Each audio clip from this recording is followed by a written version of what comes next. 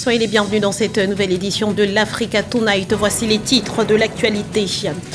Au Libéria, l'heure est au dépouillement après une journée de vote. Près de 2,4 millions d'électeurs étaient appelés aux urnes ce mardi pour renouveler leur Parlement, une partie de leur Sénat et choisir leur président. Les détails à suivre dans ce journal. L'eau, ressource indispensable mais en voie de raréfaction, était au cœur des Water Days de la Biennale Euro-Africa de Montpellier. L'enjeu est de mutualiser les efforts pour trouver des solutions à l'heure où les zones de tension hydrique se multiplient.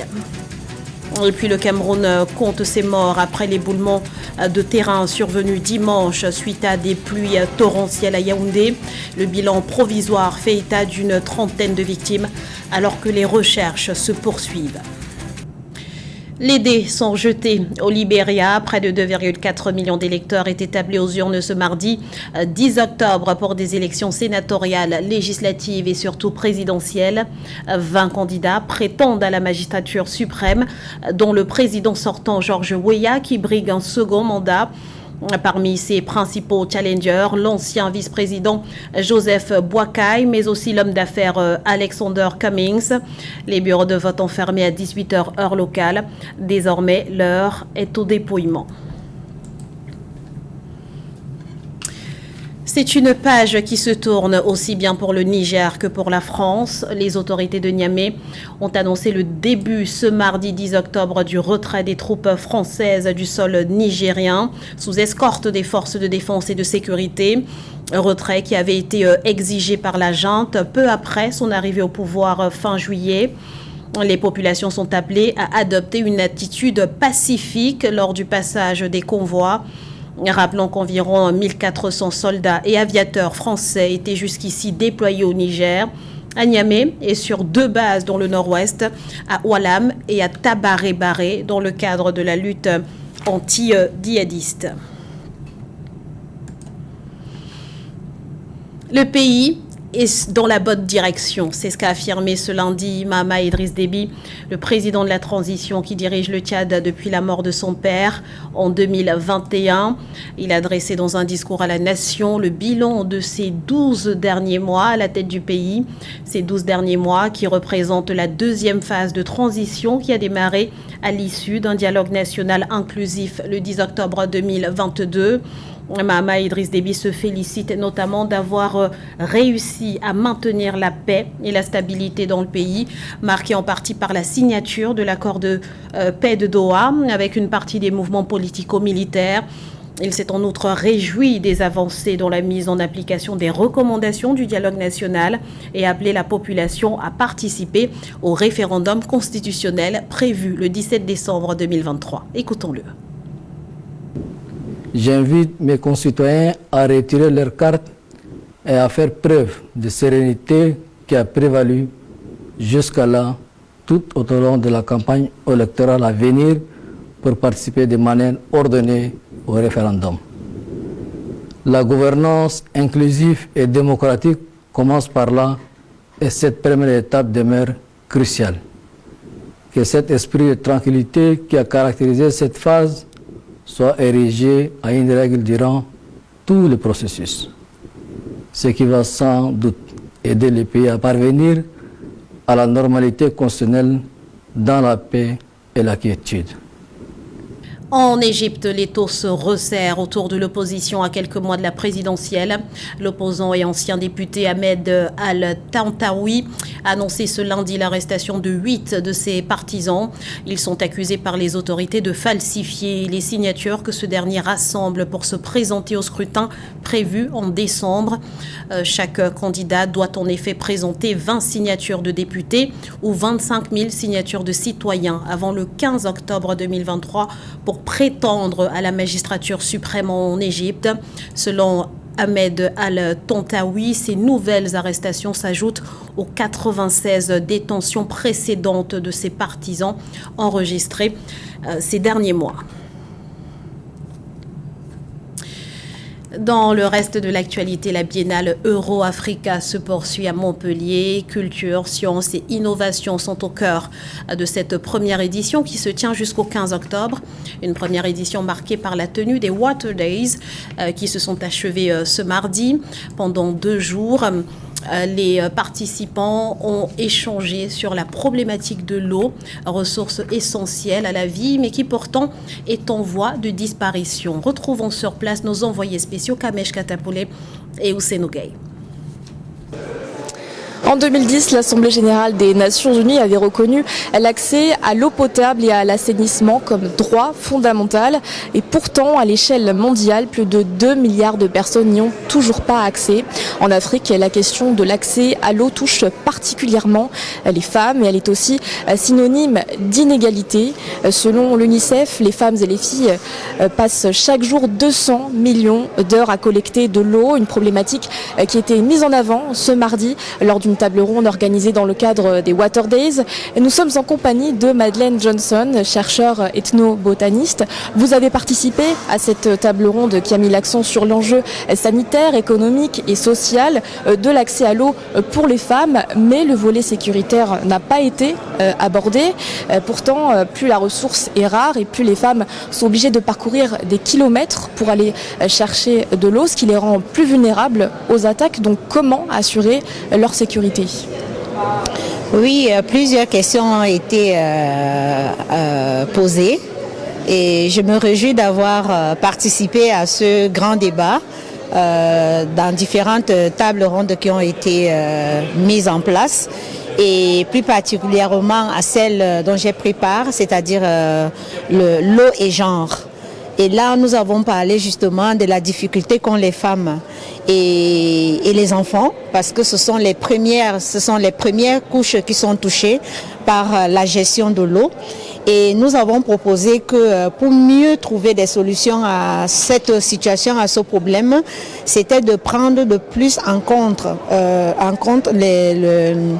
les femmes dans la sphère des décisions, c'est-à-dire lorsqu'on organise une conférence comme celle-ci, les femmes doivent être invitées pour pouvoir débattre car c'est elles qui sont le plus touchées et lorsqu'on prend des décisions, ce serait vraiment dommage qu'elles soient mises de côté. On a eu plusieurs panélistes surtout venant de Côte d'Ivoire, en l'occurrence l'ex-madame ministre qui vient de passer, le nom m'échappe, et elle a proposé des choses qui ont déjà été faites en Côte d'Ivoire, à savoir la sensibilisation, la conscientisation et ensuite la formation. Les Water Days de Montpellier ont pris fin ce mardi. La journée s'est notamment soldée par la signature d'un partenariat visant à renforcer l'accès à l'eau potable dans la ville de Kifa en Mauritanie. Un projet qui sera financièrement soutenu par l'Agence française de développement et l'Agence de l'eau de Montpellier. Au Cameroun, des pluies torrentielles ont provoqué le 8 octobre un glissement de terrain dans la localité de Bankolo, au nord-ouest de Yaoundé. Le bilan provisoire s'élève à une trentaine de victimes et une dizaine de blessés. Sur le site du drame, les opérations de sauvetage se poursuivent pour tenter de retrouver d'éventuels survivants. Les détails avec Nana Kamsoukom. Yaoundé, capitale du Cameroun, de nouveau frappée par une tragédie. Après le quartier Damas en 2022, c'est la localité de Bankolo qui est frappée. Dans la nuit du 8 octobre 2023, les pluies diluviennes ont causé la rupture d'une retenue d'eau entraînant ainsi la destruction de plusieurs maisons et sites commerciaux sur le flanc du mont Bankolo. Selon les données collectées sur le site du drame, le bilan fait état d'une trentaine de victimes et de nombreux blessés. Mobilisés sur les lieux, les pompiers, forces de sécurité et autres secouristes active pour retrouver les personnes disparues et coincées sur les décombres. À date, à l'heure où je vous parle, les chiffres que nous avons, qui pourraient connaître une évolution dans un sens ou dans un autre, indiquent que nous avons à peu près 28 morts qui ont été dénombrés et un bon nombre de blessés. Les recherches se poursuivent encore par les services compétents, mais nous pensons que à l'heure actuelle, on peut dire que la situation est sous contrôle.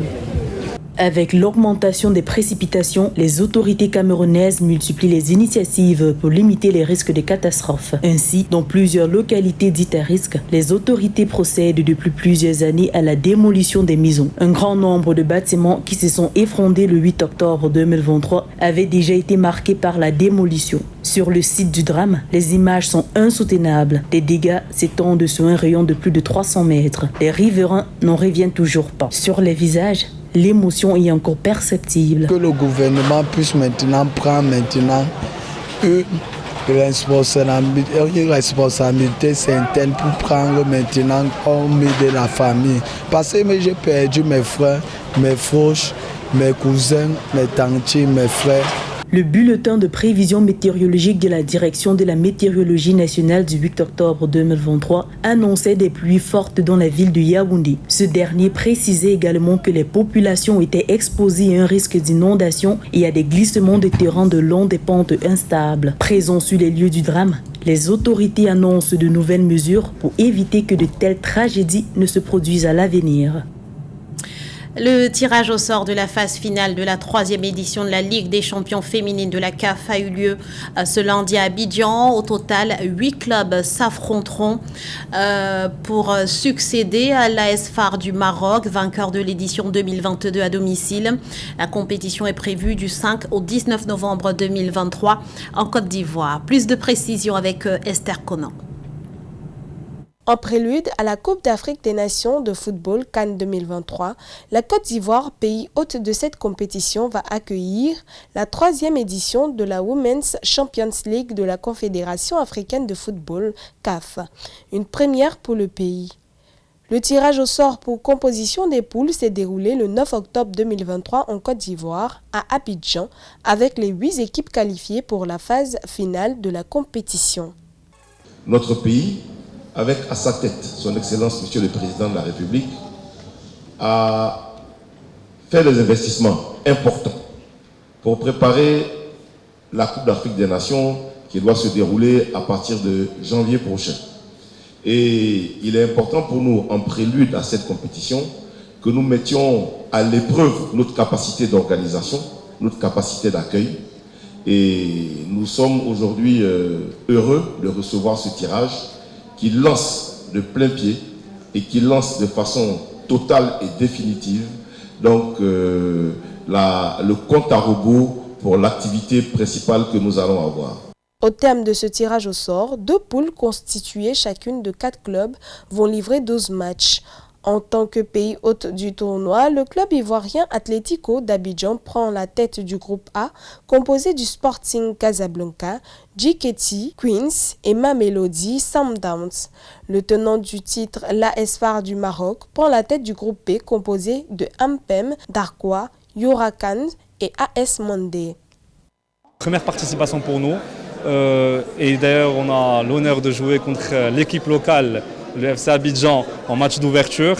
Donc nous sommes très contents de cet événement et on espère que ce soit nous et l'AS FAR de bien représenter le football féminin qui, on le sait, brille en Afrique, tenant du titre. On espère être à l'honneur et justement avoir un très bel exploit pour cette Champions League féminine. Les rencontres de cette Ligue des champions des clubs féminins se tiendront au stade Laurent Pokou de San Pedro et au stade Amadou Gon Coulibaly de Korogo, qui sont également des villes hôtes de la CAN 2023, offrant ainsi l'opportunité aux différentes régions du pays d'accueillir des matchs de haut niveau.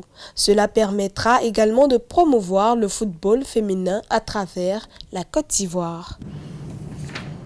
Et sachez que le tirage au sort très attendu de la Coupe d'Afrique des Nations 2024 aura lieu ce jeudi 12 octobre, toujours à Abidjan. La cérémonie est prévue au Parc des Expositions et débutera à 19h GMT.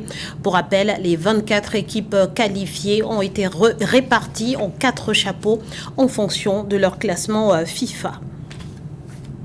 Ce journal a été réalisé par l'ensemble de la rédaction. Merci de l'avoir suivi. Dans un instant, une nouvelle édition de l'information sur Africa 24.